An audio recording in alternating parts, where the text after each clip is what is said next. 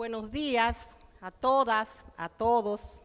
Yo vine un poco informal porque veníamos a un ambiente universitario de sábado, esencialmente con la intención de producir una dinámica participativa. No pretendo ser conferencista magistral, porque eso lo dejamos para profesionales de la talla del doctor Pellerano, ¿verdad?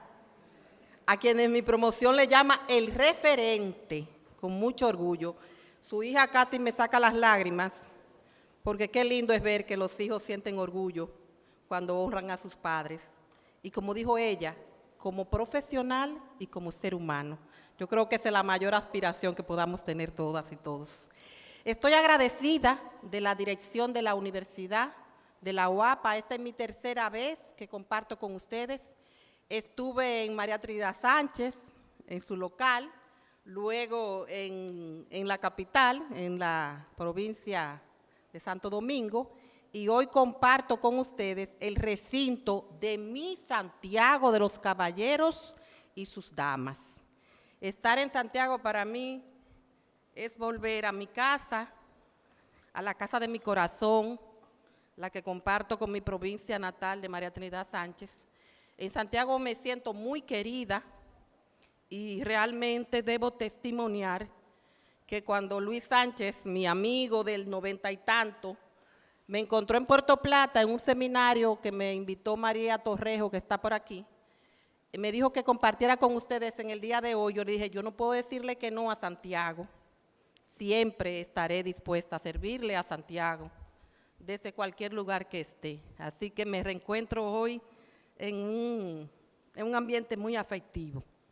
Saludo a las autoridades de la universidad, a la dirección de posgrado por darnos esta oportunidad, a todas las autoridades aquí presentes, a los magistrados y las magistradas de los diferentes tribunales y cortes que están hoy aquí, y sencillamente decirles que en los minutos que comparta voy a estar a disposición de todas y todos. No quiero hacer algo muy formal, muy protocolar, no es mi personalidad, a pesar de que dicen de que los jueces tienen que ser así, ¿verdad? Todo, pero ese no es mi perfil. Entonces, lo que procuro es que cuando vaya hablando, si alguien quiere interrumpirme, llevarme la contraria, decir una anécdota, decirme que no entendió lo que dije, pues que se sienta en la plena confianza de entrar en esa dinámica cuando éramos estudiantes apenas, ¿verdad? Que propiciaban esos ambientes un poco anárquicos, pero como entre abogados te vea, el debate es que saca la verdad a flote, ¿verdad? O por lo menos la verdad de cada uno de nosotros.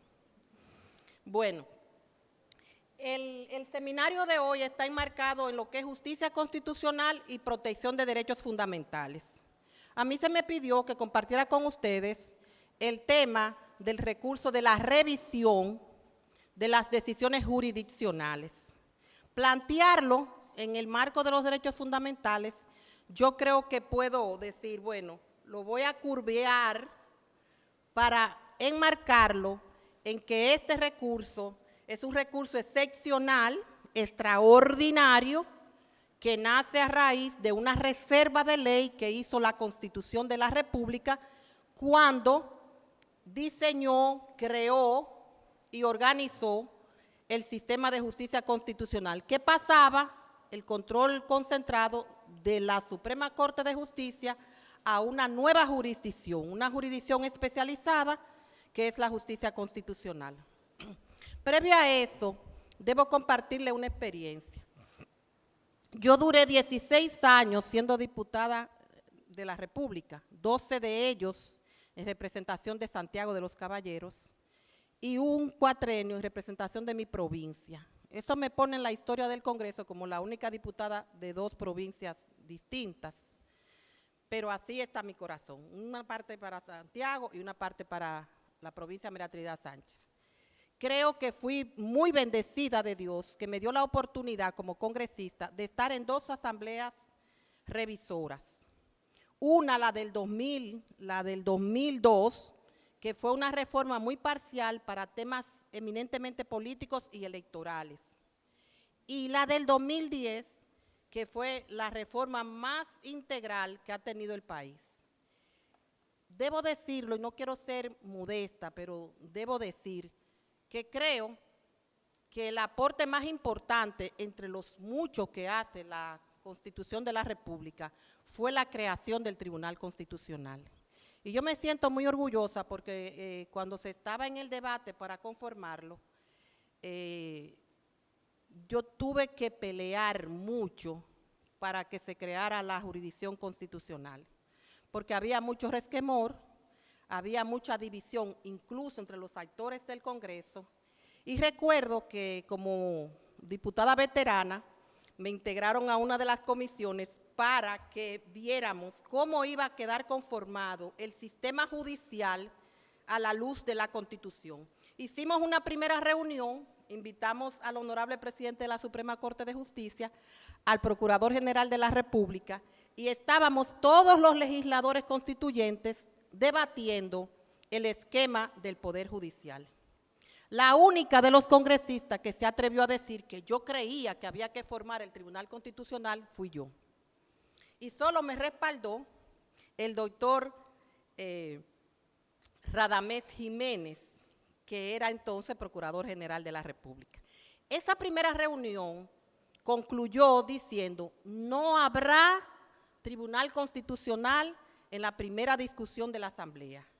Y el tema fue diferido, por si acaso se daba el ambiente, para la segunda lectura.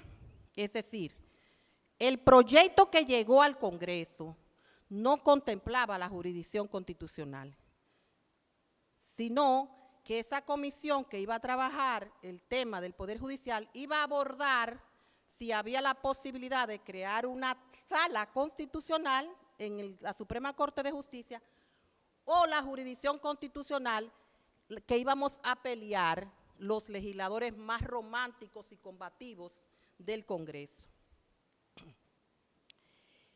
En la segunda lectura, la comisión de verificación, que fue una comisión conformada por senadores y diputados de cierta experiencia en el área legislativa, o sea, los viejos del Congreso. Y en esa comisión de verificación nace la posibilidad de crear el Tribunal Constitucional. Yo tengo que ser justa y honesta, porque siempre se ha establecido que el Tribunal Constitucional es el hijo del pacto político. Y yo quiero decirles aquí, para reivindicar al Congreso Nacional, que es el órgano de peor imagen que tiene el país de toda la historia. Ustedes saben que hay una pobre valoración del trabajo legislativo y de los diputados y de los senadores, porque muchas veces el mejor trabajo que hacen no se ve, porque se hace en el foro de la discusión de las comisiones. Bueno, pues en esa comisión de verificación nosotros abordamos la necesidad de que se creara la jurisdicción constitucional. Ahí estaba Pelegrín Castillo, estaba Fran Martínez de La Romana, estaba yo, estábamos Radamés Castro, de los senadores estaba Andrés Bautista, Prin Pujal, una serie de personas que determinábamos que íbamos a echar el pleito por el Tribunal Constitucional. Pero como los partidos a los que pertenecíamos no habían fijado posición, nosotros dijimos a Pelegrín, el que lo va a exponer eres tú, porque como tú eres independiente, a ti no te van a bajar la pesada. Y nos atrevimos a formular y a diseñar el Tribunal Constitucional. Y yo quisiera que estuviera aquí Cristóbal Rodríguez, que era en esa comisión asesor de la comisión de verificación. Y él sabe que cuando el pacto llegó al Congreso, el Tribunal Constitucional estaba diseñado por la comisión de verificación. La única diferencia fue que nosotros habíamos puesto que fueran de 9 a 11 los miembros del Tribunal Constitucional, y los actores políticos primero habían abordado que fueran 16 para parecerse a la Suprema, y luego llegó el consenso de 13. En la discusión de esa segunda lectura, por iniciativa también de los actores políticos que tenían un poco de miedo con relación a no maltratar a la Suprema Corte de Justicia y que no se generara desde el inicio un choque de trenes o que se llorara, como decían algunos, lágrimas de sangre. Bueno, y entonces ahí se inventaron o se modificó la propuesta para que los requisitos de los jueces constitucionales fueran los mismos requisitos que para ser juez de la Suprema Corte de Justicia. Porque nosotros en la Comisión de Verificación habíamos dicho que eran 15 años de ejercicio y se requeriría especialidad o estudios en el área de derecho constitucional o afín. Primera vez que yo hago público esto en un foro, pero uno tiene que decir ciertamente que con el desarrollo que ha tenido el Tribunal Constitucional en sus pocos años, con los errores que hemos cometido y con los aciertos que se nos pueden reconocer, en la práctica nos ha dicho, por lo menos a mí, que ha sido favorable la creación del Tribunal Constitucional. Yo fui una persona que combatí mucho, incluso al más alto nivel político, para convencer al presidente de la República en ese momento de que se hiciera la jurisdicción constitucional. Creo que el único aliado en el Poder Ejecutivo con el que contó esa propuesta fue con el doctor Radamés Jiménez. Después todo el Poder Ejecutivo se sentía temeroso de abordar la iniciativa. Finalmente, el pacto político hizo posible la aprobación, que fue determinante porque si no se hubiesen puesto de acuerdo, a lo mejor no se hubiese creado. Pero la iniciativa, el diseño, la proyección y la visión de crear una sede de garantías constitucionales fue de la Asamblea, de la Comisión de Verificación y de los legisladores y legisladoras constituyentes de ese momento, entre otras cosas, pero yo quiero ser justa porque a mí me tocó acompañar a los que nos atrevimos a ser un agente de cambio en el sistema de justicia, como dice Milton Ray, a crear un nuevo poder, que es el poder jurisdiccional, que en la primera edición de las altas cortes, los que no sucedan tendrán que corregir las fallas que hemos de tener, como toda cuestión nueva, que también genera sus resistencias, ¿verdad? Bueno, pues en esa Constitución, en el diseño del Tribunal Constitucional, el artículo 184 es que lo crea y el 185 es el que da las atribuciones que va a tener el Tribunal Constitucional. Entre esas atribuciones, la acción directa de inconstitucionalidad, algo nuevo, muy importante, que fue el control preventivo de los tratados internacionales, que ha salvado al país de que el Congreso ratifique acuerdos internacionales que adolecen de algunas falencias constitucionales y que no se podía hacer nada porque tampoco teníamos el control a posteriori. Entonces, ese control preventivo de constitucionalidad, recién iniciando el Tribunal Constitucional, declaró inconstitucional un acuerdo con Colombia que hizo que el Poder Ejecutivo lo revisara, lo remitiera, lo negociara de nuevo con Colombia y entonces lo remitiera al Tribunal Constitucional. Y como ese, renegociar 11 acuerdos más que venían en la misma dirección, donde nosotros entendíamos que esos acuerdos vulneraban el principio de soberanía del espacio aéreo de la República Dominicana, de la soberanía, ¿verdad?, del espacio aéreo. Y son de las cosas que uno puede ir acotando en el poco tiempo que tiene el tribunal. Entonces, ese artículo 185, que también puso una competencia nueva para nosotros, que eran los conflictos de competencia entre las instancias de poder entre sí, funcionarios, ministerios, ayuntamientos con gobierno, gobierno con órganos autónomos, que es una competencia realmente nueva y que el tribunal no ha desarrollado mucho porque han llegado pocos casos de conflictos de competencia. Y el literal final de ese artículo dice, y cualquier otra que le de la ley.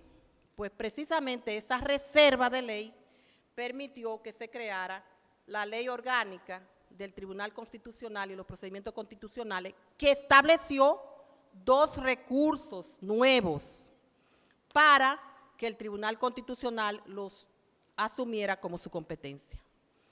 Revisión constitucional en materia de amparo y la revisión jurisdiccional de las decisiones, que es el que le voy a tocar ahora. Hablábamos del doctor Pellerano en materia de amparo, que todos tenemos que reconocer que es el gran referente en la materia y que ha sido determinante. La mayoría de nuestras decisiones han estado relacionadas a la garantía del derecho del recurso de amparo, que como todos saben, tiene una primera vista en primera instancia, pero al revocarse la ley anterior, quedaba con una sola vista, y la segunda en revisión directa ante el Tribunal Constitucional.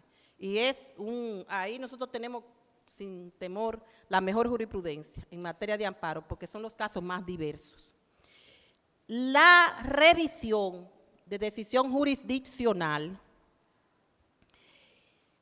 viene dado en razón del artículo 277 de la Constitución, que estableció, ese fue uno de los artículos más discutidos en la reforma constitucional, porque se quería proteger el principio de seguridad jurídica que tenían las decisiones que ya habían adquirido la autoridad de la cosa juzgada, sobre todo aquellas que la Suprema Corte de Justicia había conocido en acción directa de inconstitucionalidad. ¿Por qué? Porque había el temor de que la tesis de que los procesos fueran interminables con una nueva jurisdicción como la constitucional y que el país cayera en un clima de inseguridad jurídica al volver a ver cosas que ya habían terminado en el Poder Judicial con el conocimiento por parte de la Suprema Corte de Justicia. Los actores políticos tenían el temor de que decisiones que la Suprema Corte de Justicia había cerrado a través de una declaratoria de constitucionalidad o de inconstitucionalidad, el tribunal le echara para atrás y la volviera a examinar. De ahí que el artículo 277 dice: todas las decisiones judiciales, todas, que hayan adquirido la autoridad de la cosa irrevocablemente juzgada, y especialmente las dictadas en ejercicio del control directo de la constitucionalidad por la Suprema Corte de Justicia, hasta el momento de la proclamación de la presente Constitución, presten atención como dice este vocablo, no podrán ser examinadas. No dice no podrán ser revisadas, sino examinadas, o sea, vueltas a ver, porque el recurso de revisión no estaba configurado. El recurso de revisión se configura luego de la proclamación de la Constitución. Entonces, ¿qué significa esto? Dice, y las posteriores estarán sujetas al procedimiento que determina la ley que rija la materia. Al procedimiento que determina esta ley. Entonces, ¿qué sacamos nosotros de esa lectura? Que ninguna decisión del 2010 hacia atrás puede ser revisada ante el Tribunal Constitucional, porque esto nos pone un impedimento categórico. No nos da ninguna opción. Allá solo puede llegar en revisión jurisdiccional las sentencias a partir del 2010. Entonces, es por eso que el recurso de revisión jurisdiccional se plantea como un recurso de excepción, extraordinario y subsidiario. ¿Por qué decimos que es extraordinario? Que es excepcional, porque la causal para que un abogado o una persona pueda invocar la revisión de una decisión tiene en principio la protección de la seguridad jurídica, que también es un principio constitucional. Ahora bien, ¿cuál es la excepción de que en la revisión de decisiones jurisdiccionales se levante el velo de la seguridad jurídica? La protección de los derechos fundamentales, de los precedentes del Tribunal Constitucional y de que una sentencia haya pronunciado la inconstitucionalidad o la inaplicación de una ley por ser inconstitucional. Esas tres causales están previstas para poder plantearnos el recurso de revisión. La mayoría de ellos llegan al Tribunal Constitucional invocando la vulneración de los derechos fundamentales. La mayoría llega de decisiones que han sido tomadas por la Suprema Corte de Justicia, porque ese es el órgano de cierre del sistema de administración de justicia ordinaria. Porque hay que estar claro en una cuestión: el Tribunal Constitucional no forma parte del Poder Judicial, es un órgano extrapoder. Yo lo digo en cibaeño, es un ojito mágico por el que podemos controlar el ejercicio del poder. Porque una de las cosas que el Tribunal Constitucional tiene y debe hacer es servir de límite al ejercicio del poder para evitar la arbitrariedad y el abuso. Porque se supone, así lo dice la Constitución, el artículo 7, que República Dominicana se estrenó en un sistema social, democrático y de derecho, donde el eje central de ese ejercicio del poder debe estar basado en el ser humano, en su dignidad como persona. Y por tanto, no es verdad que en un Estado social y democrático de derecho puede haber poderes ilimitados y uso abusivo del poder. O sea, hay que limitar la arbitrariedad.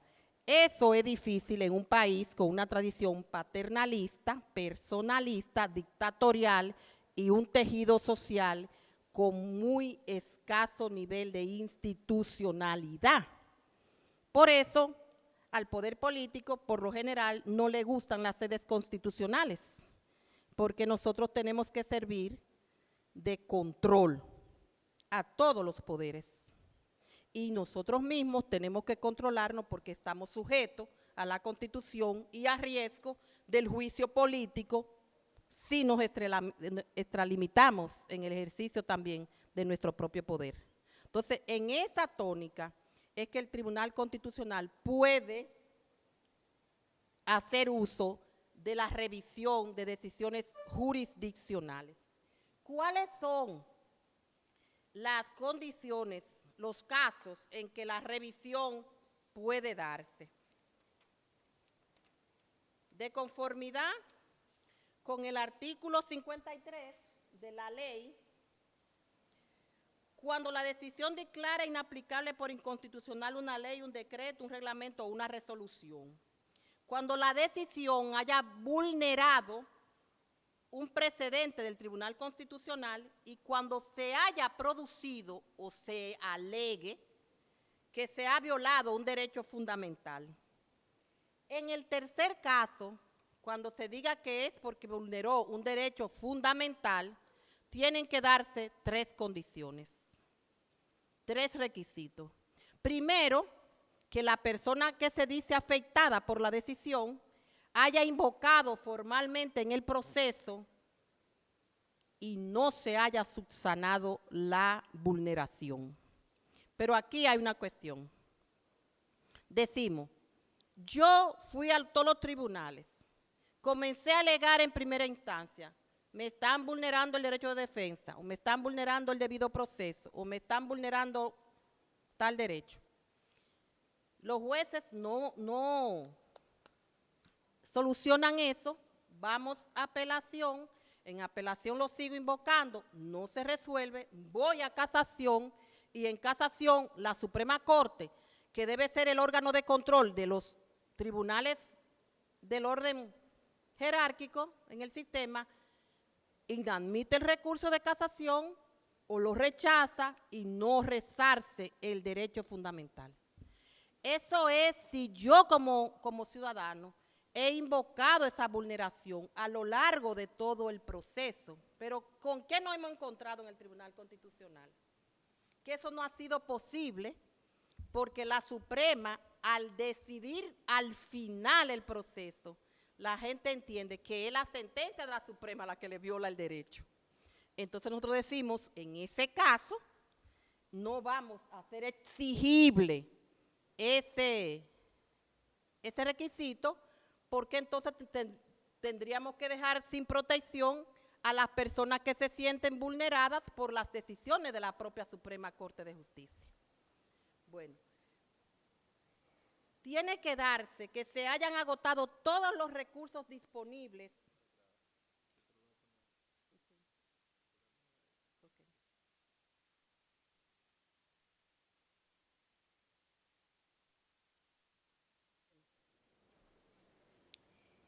Hay que agotar todos los recursos que están disponibles en el sistema judicial ordinario.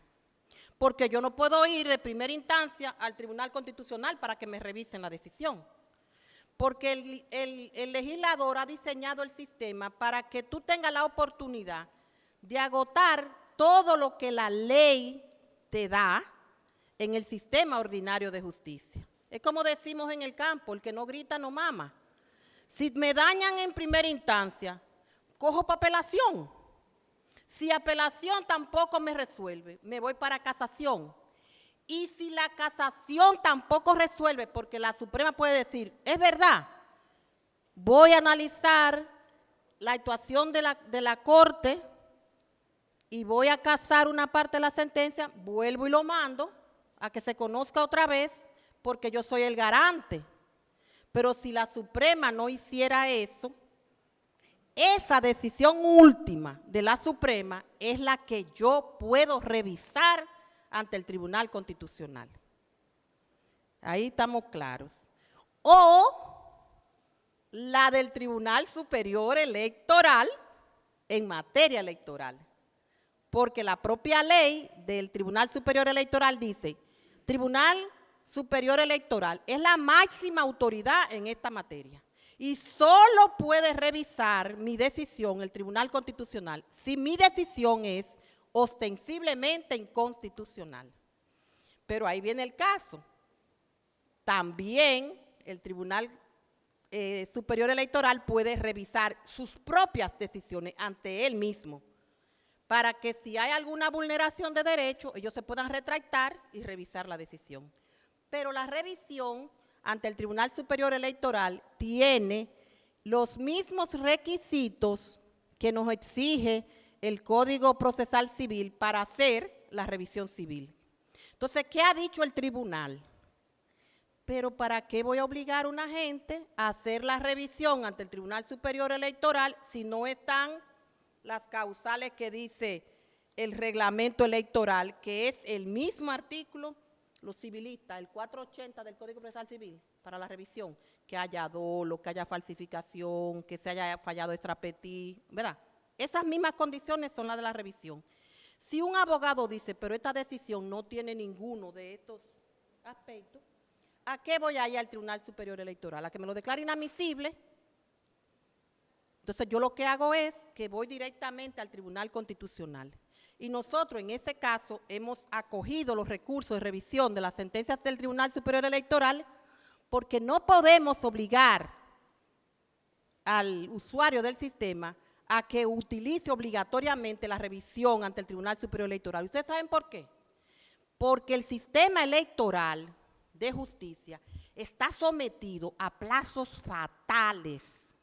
Las elecciones, la anulación, el fallo final, la proclamación de candidatos y la toma de posesión.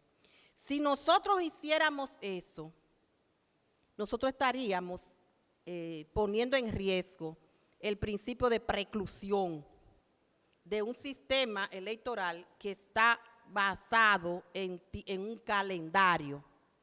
Y lo hemos sufrido porque muchos de los recursos electorales que han ido allá lo hemos tenido que declarar carentes de objeto, porque ya el plazo del proceso ha vencido. Entonces, la otra cuestión es que la falta que usted invoca en el recurso de revisión pueda ser imputable al tribunal que dicta la sentencia. O sea, yo puedo invocar la falta, pero yo no puedo decir, no, porque la Suprema me violó el derecho porque la Corte de Apelación hizo tal cosa.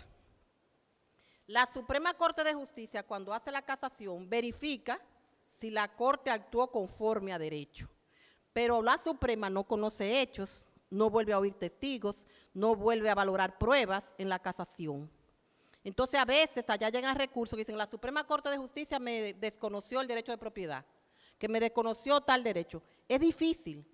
La Suprema, por lo general, puede vulnerar derechos al debido proceso, a la tutela judicial efectiva, porque dejó de pronunciarse ante un incidental de inconstitucionalidad previo a conocer la casación, a pesar de que ya tiene jurisprudencia en ese sentido. Pero nosotros tenemos que deslindar claramente cuáles faltas le pueden ser imputables al órgano de cierre, para tampoco no caer en el deporte de anular todas las decisiones de la Suprema Corte de Justicia, porque ahí sí sería un caos el sistema, y ya nosotros nos hemos pronunciado en el sentido de que el debido proceso también implica la ejecución de lo decidido. El que ganó el proceso hasta casación también tiene derecho a que se ejecute su decisión. Entonces, si todo lo vamos a revisar, crearíamos un caos y una dificultad en la ejecución de las sentencias cuando ya han culminado el proceso judicial ordinario.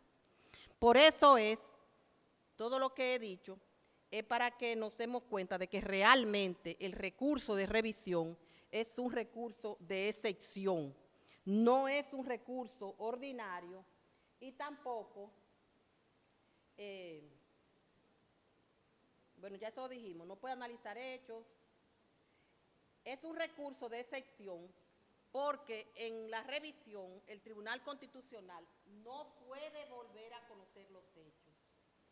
No puede conocer hechos, no puede valorar pruebas, no puede oír testigos, no puede referirse a la sentencia de primera instancia que conoció el caso por primera vez, ni siquiera de la apelación. Tenemos que circunscribirlo a valorar la actuación del último tribunal que dictó la decisión, del último tribunal que dicta la decisión. Y no podemos, como pretenden algunos recurrentes, hacer control difuso en medio del recurso de revisión. O sea, a veces llegan personas allá que dicen, porque nosotros queremos que el Tribunal Constitucional, en este caso, cuando falle, declare inconstitucional tal ley, tal artículo, tal. Eso no se puede en revisión, porque el tribunal estaría haciendo control difuso, quitándole esa facultad a todos los jueces, que son jueces constitucionales, y además, porque estaríamos vulnerando nosotros mismos el procedimiento especial que contempla la ley de impugnación de la norma, que es el procedimiento de acción directa de inconstitucionalidad. Si lo hiciéramos en revisión, entonces estaríamos vulnerando el requisito del análisis de la legitimación activa para recurrir y estaríamos vulnerando el derecho que tienen los emisores de la norma impugnada para opinarla, que hay un plazo también, y también la posibilidad de que el Procurador General de la República se pronunciara sobre la acción directa de inconstitucionalidad. Entonces, cuando estamos en revisión, es solo en revisión jurisdiccional. ¿A qué nos lleva el recurso de revisión? A dos cosas. Bueno, ya se lo dije la de la Suprema, la del Tribunal Superior Electoral. ¿A qué nos lleva esto? A que el recurso de revisión, el tribunal dice, voy a ver cómo actuó la Suprema Corte de Justicia o el Tribunal Superior Electoral. Si nosotros entendemos que la Suprema o el Tribunal último que hizo la decisión actuó correctamente, ¿qué hacemos?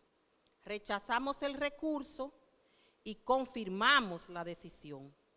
Con eso, verdaderamente se cierra todo el proceso y esa decisión de poder ser recurrible, porque ahora veremos, solo le quedaría al Sistema Interamericano de Justicia Constitucional, la Corte Interamericana, que yo creo que está vigente, pero el tribunal dijo que no.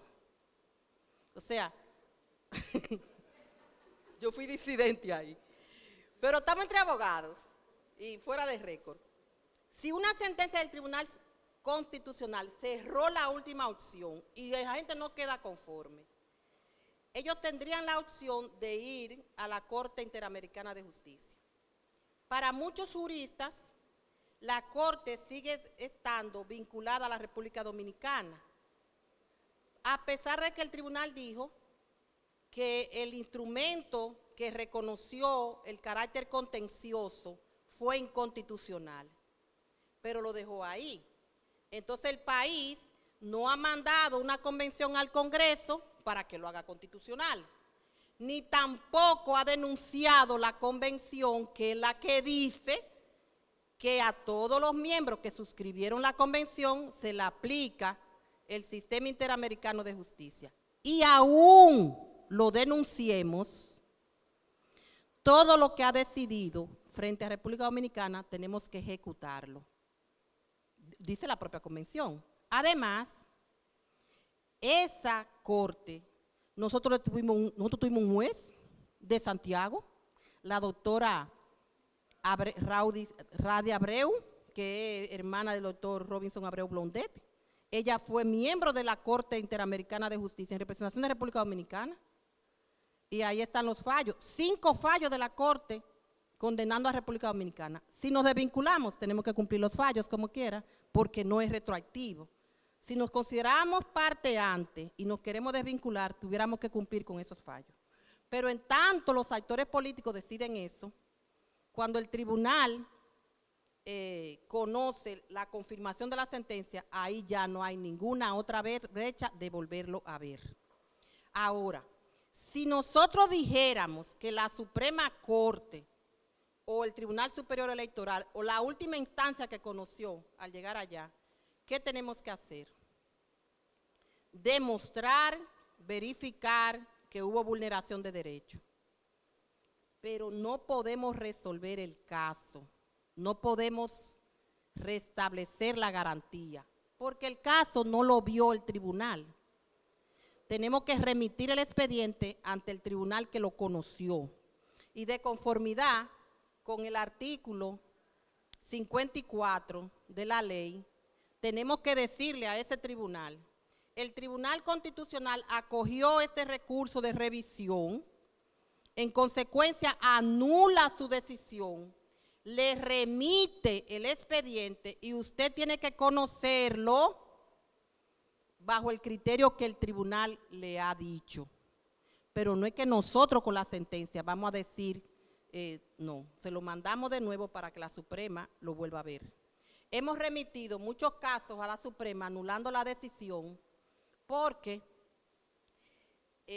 hay mucha falencia en la motivación de las decisiones y las personas han asumido que el ciudadano tiene el derecho a que el juez motive sus decisiones, a que le dé la razón por qué dio ese fallo. Y esa decisión de nosotros es muy socorrida, es la 913 del caso Malespín, donde hicimos el test de la debida motivación y lo hemos impuesto. Hay un caso que yo le dije a Luis ayer, que no había mandado la conferencia a tiempo porque estaba integrando esta decisión. Esta es chula. ¿Qué pasó en este caso? Déjeme ver si lo tengo aquí en la nota. Este fue un caso de que el Tribunal Constitucional conoció de una sentencia del Tribunal de Tierra que había ido a casación. ¿qué hizo la Suprema? Rechazó el recurso y dijo que el Tribunal de Tierra había fallado bien. La gente recurrieron allá y nosotros dijimos por la sentencia 404 de este año que la Suprema no había protegido el derecho de defensa de esa persona, porque en la audiencia que se dio en el Tribunal Superior de Tierra, que conoció el deslinde definitivo, los planos de agrimensura, bueno, todo ese proceso técnico que se tiene ante la jurisdicción de tierra, la persona no fue, no compareció y por tanto no pudo defenderse. Entonces, ¿qué hizo el tribunal? Acogió el recurso, remitió el caso ante la Suprema para que la Suprema lo conociera bajo ese criterio. La Suprema lo que debía hacer era remitir el caso, cuando lo volviera a ver, ante el Tribunal Superior de Tierra para que volviera a ver el proceso del deslinde y la gente tuviera la oportunidad de defenderse. Pero la Suprema no lo hizo así, sino que la Suprema llegó ¡ran! Y ratificó su primera decisión. Y entendió que nosotros lo que estábamos diciéndole era motiva más. Y le agregó otros párrafos. La gente no quedó conforme, y vamos ya, esta es una revisión que fue al Tribunal de Suprema Corte y debía quedarse allá. Pero ¿qué hizo la Suprema? Ratificó su decisión y la gente volvieron a revisar ante el Tribunal Constitucional. Ya estuvimos, el primer caso que tenemos, de una segunda revisión. Y ahí yo presumo que si no hay un diálogo entre las Cortes o los presidentes de ambas intervienen y se ponen de acuerdo, vamos a tener un pequeño choque de trenes. Porque ¿qué dijo el tribunal? El tribunal dijo, con esta última sentencia, sí, ya, el tribunal dijo, dice mi esposo que yo soy mujer, abogada y una vez fui política y que por tanto hablo mucho. Dice el tribunal, la Suprema Corte de Justicia debía conocer de nuevo el caso, en razón de que hubo violación al derecho de defensa y al derecho de propiedad. El Tribunal Constitucional establece que es evidente que la tercera sala de la Suprema Corte de Justicia, aunque conoció nuevamente el caso, no lo hizo bajo los parámetros establecidos por el Tribunal Constitucional en relación a la vulneración al derecho fundamental que había sido determinado, sino que amplió los motivos de su primera decisión. Así es que la decisión del Tribunal de Envío no solo ha violado el artículo 184 de la Constitución, que atribuye a las decisiones del Tribunal Constitucional el carácter definitivo e irrevocable que constituyen los precedentes del Tribunal Constitucional, sino que también ha vulnerado el 54.10 de la Ley 137.11, que lo obliga a conocer de nuevo el caso, respetando el criterio que ya le ha establecido el Tribunal Constitucional. Nosotros estamos esperando que la Honorable Suprema Corte de Justicia finalmente conozca de nuevo el caso. En esa circunstancia tendrá que acoger la última decisión del Tribunal Constitucional o desacatarla si ratifica otra vez su decisión, y ahí se podrá producir un choque de trenes que en definitiva quien puede perjudicar es al recurrente, que seguirá invocando que le vulneraron su derecho de defensa. Me dice el señor que me quedan 2 minutos. Yo quiero decir algo para finalizar. Todo el recurso de la decisión jurisdiccional están contemplados en el artículo 54 de la ley. Solamente decirle, los 30 días para interponer el plazo no son francos y hábiles, son plazos francos y calendarios. El tribunal corrigió su propia decisión en ese aspecto. Y lo otro es, hay una decisión del tribunal que es la 650-13. En esa decisión nosotros tenemos un voto salvado con la magistrada Katia Miguelina. Fue un caso que se dio en el país cuando la crisis del dólar, ¿ustedes se acuerdan? Cuando el 2003, que el dólar se disparó a los 60 y tanto. La Suprema Corte de Justicia conoció un caso de un contrato de compraventa de un apartamento. Cuando sube el dólar, la constructora le pide a las personas que compraron el apartamento que pague bajo el nuevo precio de la inflación o la revalorización del peso y del dólar en ese momento. ¿Qué pasa? Ellos habían pagado casi el 80% del precio y la demanda llegó a casación con la propuesta de que ellos entregaran el apartamento, o sea, lo desalojaran, rescindieran el contrato y lo desalojaran. Yo fui muy vehemente en esa decisión en el Pleno y decía que eso era injusto. Podía ser legal, pero era injusto porque tú no podías despojar a una persona que había abonado más del 80% del valor que decía el contrato y que por una causa fortuita mayor no podían despojarlo del apartamento, a menos que le devolvieran a ellos todo lo que habían pagado. El tribunal, duramos muchísimos meses discutiendo eso, el tribunal finalmente acogió el recurso y remitió la decisión ante la Suprema Corte de Justicia, dando razones suficientes a una cuestión de excepción en un contrato que, como todos los abogados sabemos, que es lo primero que nos dan en derecho civil, que el contrato es ley entre las partes, pero ahí había una condición realmente que vulneraba derechos casi adquiridos, porque ellos eran propietarios con una alta vocación, porque les faltaba muy poquito para pagar. El tribunal, a juicio de nosotras, que votamos por la decisión, pero hicimos un voto salvado. Nosotros dijimos que en ese caso el tribunal no actuó bien, a juicio de nosotras, atrevidas. ¿Por qué?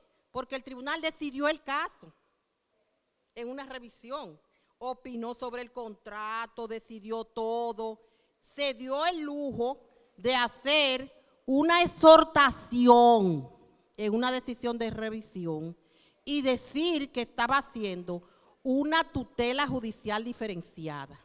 Ninguna de las tres cosas caben en un recurso de revisión. Primero, tú no puedes analizar los hechos. Segundo, tú no puedes exhortar en una sentencia de revisión porque tú no estás conociendo una acción directa de inconstitucionalidad, que es el único procedimiento mediante el cual tú puedes hacerlo. Y tercero, el tribunal no podía aplicar una tutela judicial diferenciada porque solo puede hacer eso cuando ella decide el caso, le pone fin en un recurso de amparo. Entonces, procesalmente, nosotros entendimos que la decisión fue equivocada. Justa en derecho, porque reivindicó el derecho de propiedad y el derecho de estas personas, pero mal en términos de procedimiento. Nos hemos equivocado muchas veces en el Tribunal Constitucional, nos lo dicen los magistrados colegas, nos lo dicen los abogados, nos lo dicen los estudiantes, pero es el primer Tribunal Constitucional. Todos estamos haciendo nuestros pininos en materia de ejercicio de derecho constitucional, pero yo puedo hablar por todos, lo hacemos de buena fe, lo hacemos con el criterio de ser un agente de cambio positivo, para cualificar mejor la democracia. La democracia solamente puede ser buena si el ciudadano se siente empoderado de sus derechos y lo puede reivindicar ante jurisdicciones confiables a la que la gente le crea. Y se lo digo yo, que tengo el San Benito de haber sido política y que por tanto la gente puede presumir que yo no soy una jueza independiente. Y yo le voy a decir algo, yo creo que el principal ingrediente que debe tener un juez constitucional es el compromiso de tener sensibilidad social. Usted puede saber mucho derecho, tener muchos títulos, muchos doctorados, y si usted no sabe ponerse en el zapato de la persona que va donde usted para que le hagan justicia, usted no puede ser juez. Usted podrá hacer otra cosa. Y, gracias. Y además, yo me presto de ser una agente independiente. Duré 20 años en ejercicio político partidario. Fui 16 años legisladora y muchos de los que están aquí dicen que me vieron cuando yo era diputada, que votaba por lo que creía que era correcto. Y cuando no podía votar por las cuestiones que mandaba el partido al que yo pertenecía, yo iba al bloque y decía, no voto por eso.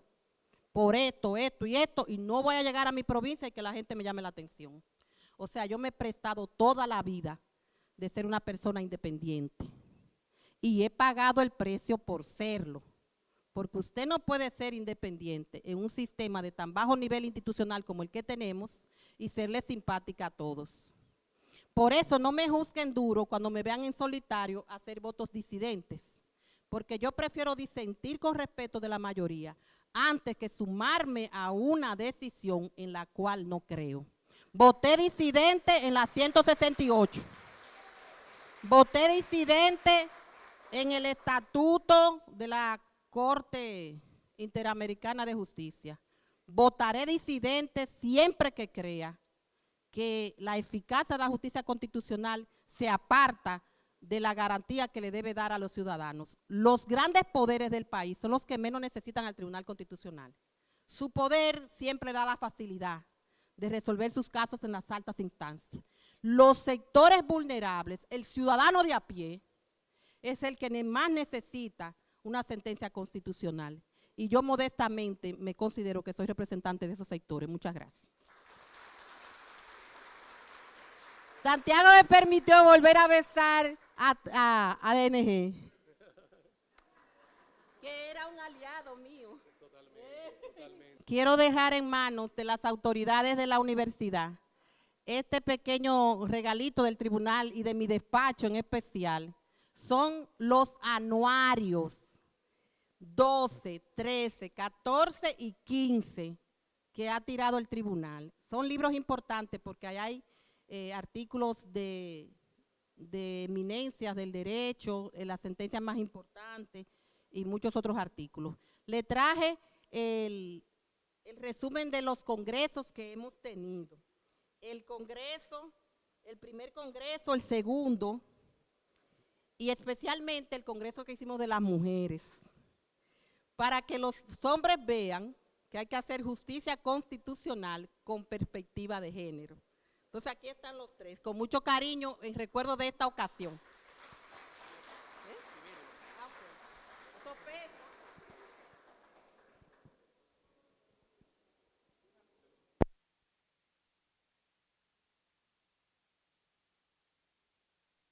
Recibe esta donación de libros de parte de la doctora Ana Isabel Bonilla. Entramos ahora en la etapa de preguntas y respuestas. Debido a que el tiempo nos apremia un poco, vamos a permitir 3 preguntas. O sea que vamos a hacer un poquito dictatorial ahí, pero por asunto básicamente de tiempo. Entonces, por aquí tenemos una pregunta. Pero sí podemos decir que a nivel de los funcionarios del poder político, hemos logrado aceptación de muchas de las decisiones. Quizá las decisiones más difíciles de ejecutar son aquellas de casos entre particulares, donde hay una resistencia y siempre andan buscando la vuelta de no ejecutar lo decidido, cuando están frente a personas más vulnerables en el proceso, porque tenemos que decirlo, las partes a veces no son iguales en el proceso. Una persona que tenga muchos recursos para pagar una oficina de abogados de renombre y de especialistas, que un ciudadano de a pie que apenas puede conseguir un estudiante bueno de derecho, si es materia penal, o si es materia civil, un abogado que no cobre tanto, o alguien que le pueda decir yo te voy a llevar el caso por un cotalitis. O sea, es difícil, pero lo vamos a lograr. Miren, nosotros creamos el reglamento jurisdiccional. Ahí está todos los procedimientos del tribunal. Y en este reglamento está la creación de la unidad de ejecución de sentencia, que nosotros lo hicimos encabezado por el secretario del tribunal y un abogado de planta, una abogada que tiene el tribunal.